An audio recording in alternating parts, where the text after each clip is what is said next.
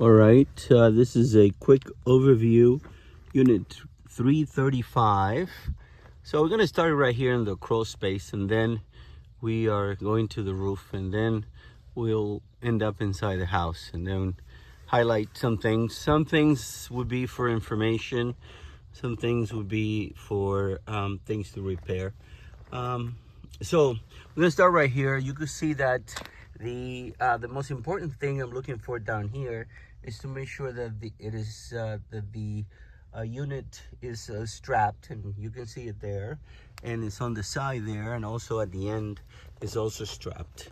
So we need to, they call hurricane straps, even though we don't get hurricanes here, but we do get those bursts, microbursts of wind. So it's strapped in a few locations, it's strapped over here.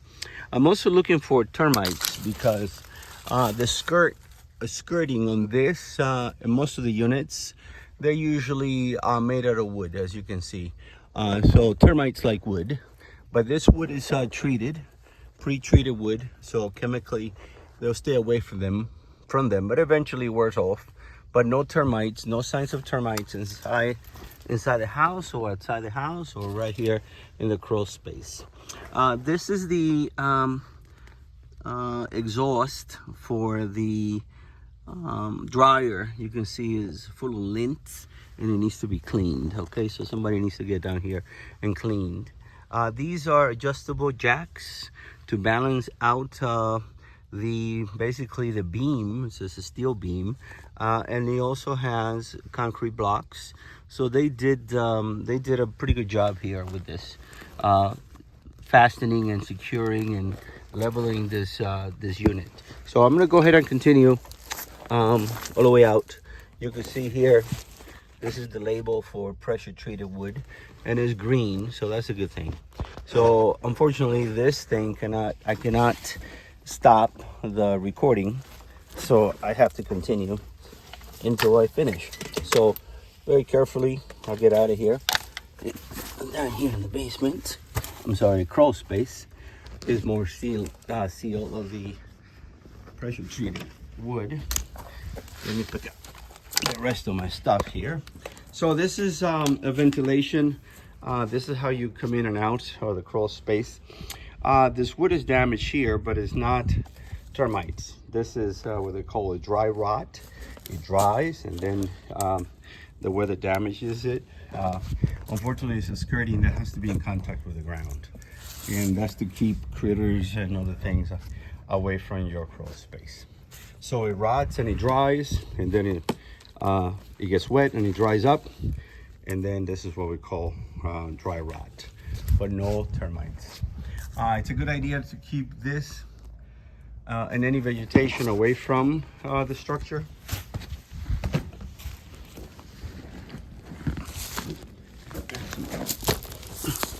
That's me coming out of here. Okay, so this is how you get in, crawl space, and obviously how you get out. So I'm going to continue with the exterior, and then after I finish, and then I go up on the roof, and then I finish inside. So you know what, let me do the roof and then do the exterior, since the ladder, it's already here. Okay, so going up here, it's a shingle roofing, or asphalt roofing. It's made out of asphalt, fiberglass, and sand. So the sand is to weigh it down, and the asphalt obviously is to keep it together. Fiberglass for texture. So you can see here some of the tabs are lifting up. When that happens, this means that it's losing its weight, or the granules, the sand. And sometimes you could resurface it. There is a 5-gallon bucket you could get from Home Depot, Lowe's, Ace Hardware, so they sell it. And you could seal the roof again. Sometimes the sealant is guaranteed for 10 to 15 years. So actual shingles here in Arizona, they last between 20 to 25 years. So that's pretty much when they'll be replaced. I don't know how old this is, but you can see that some of the tabs are already lifting. You can see some of the granules. So It looks like a few years left. If you call a roofer, he will absolutely would try to sell you a roof, because that's what they do. But might be recommended, but you could also apply the sealant and get another 5 to 10 years out of it. You just have to check on the rules and HOA here. I don't know what they are, but the sealant comes in 3 different colors: transparent, which is clear, gray is gray, or white. I think you might find it in black, but you have to check, and then you have to check with the HOA. I'm not sure what the rules are here. Okay, so I'm coming down. I'll go all around the perimeter of the house, and then I will finish inside. So going around here, you have a softener. Basically, on the softener, we just make sure that it's that it has power and it's not leaking. Seems to be a saltless, no salt on this one, but yeah, I opened this up. It seems to be operating. This I opened this up, also the electrical panel. I took this off to make sure that all the wires are properly installed and nothing is burnt. This is the timer for the irrigation system. I put it on auto, but I have to put it back the way they had it. I had it on off. That is not working. So how it works is it sends signal to the valves. The valves open electronically, and you get the drip or irrigation. This is your gas meter, and this is a shut-off valve here. This is another shut-off valve here.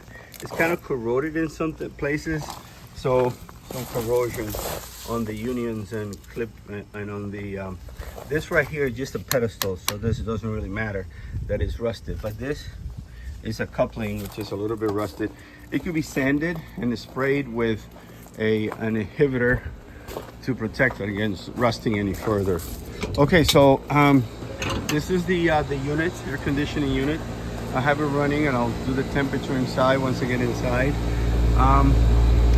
The brand is a Bryant heating cooling there. You can see it here. The manufacturer date in here says 2014 right here. So it's fairly new. They last between 20 to 22 years around that area. So let me clean the lens a little bit here. Okay, so the shed is outside the scope of inspection. It's recommended that move some of the dirt from around the shed because it's too close to the house and you might get termites. The roof in that shed is kind of shot, and it's some of it looks a little bit moisture damaged in here, because it looks like something, like the water's coming through there. So you might need to do something with this. Again, it's just for storage. Going around, I looked on the metal roof. Is good. The gutters right here might need to be cleaned, but otherwise they're not in bad shape.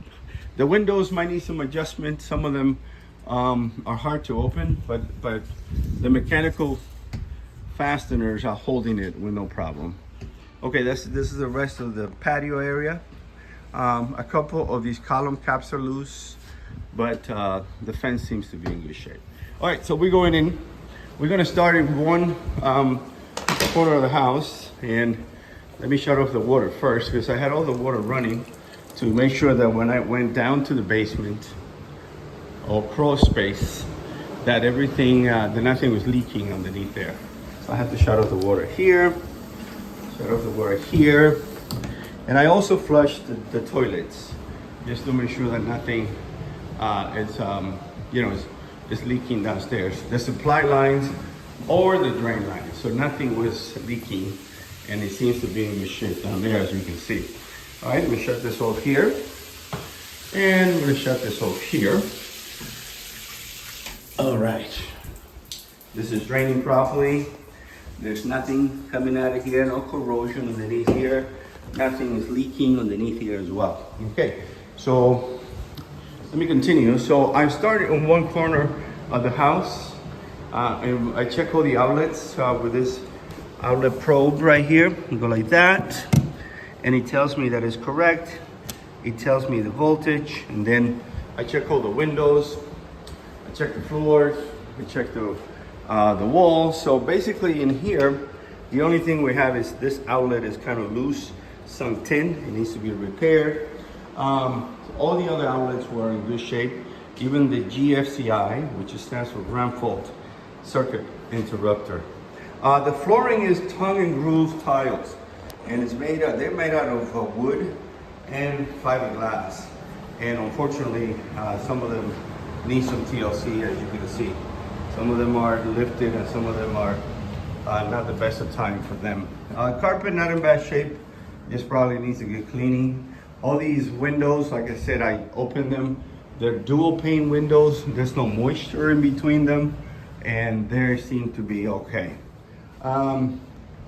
Smoke detectors are required in the hallways and also in each bedroom. They're not required in the kitchen. So they only have them here in the hallways. After 1998, it was required to have them in the bedroom. So you could get 2 smoke detectors for like $25. On Depot, Lowe's, sometimes Sam's or Costco, they have them. So here basically I checked all your appliances. I checked the stove. You don't have a built-in microwave. I checked the refrigerator. The stove works great. I checked, there's pictures on that. Here's the, just to light it up, so that's no problem. I put the stove on, that worked, the oven. And then I had this dishwasher running, so everything seems to be working okay. There's no leaks underneath here, so it looks pretty clean in there, so no problem there. All right, so basically that is it. I'm going to show you here the temperature. This is a supply temperature for the air conditioning unit.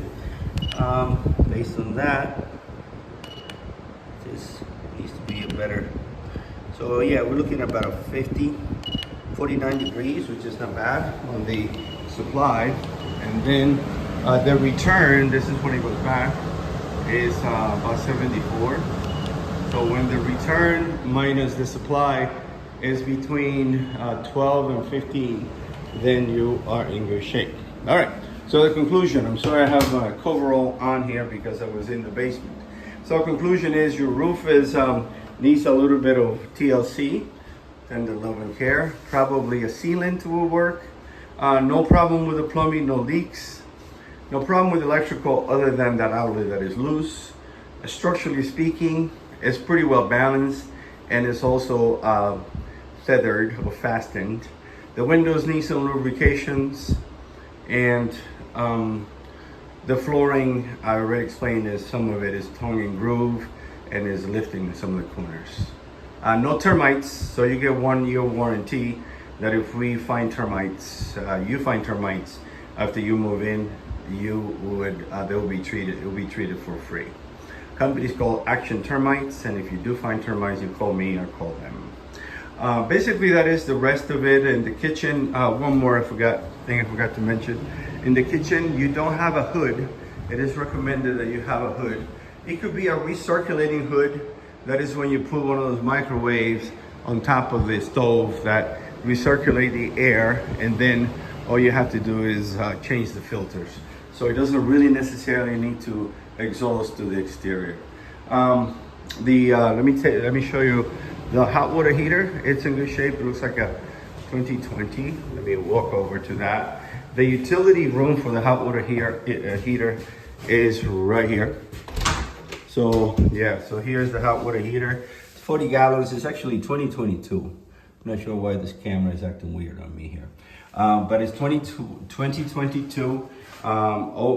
Recommend to have a drain pan underneath in case it start leaking. But it's in good shape, and it's exhaust there and down here for air exchange. All right, so I'll send you the video. I hope it helps. And if you have any questions, you can call me. Have a good day.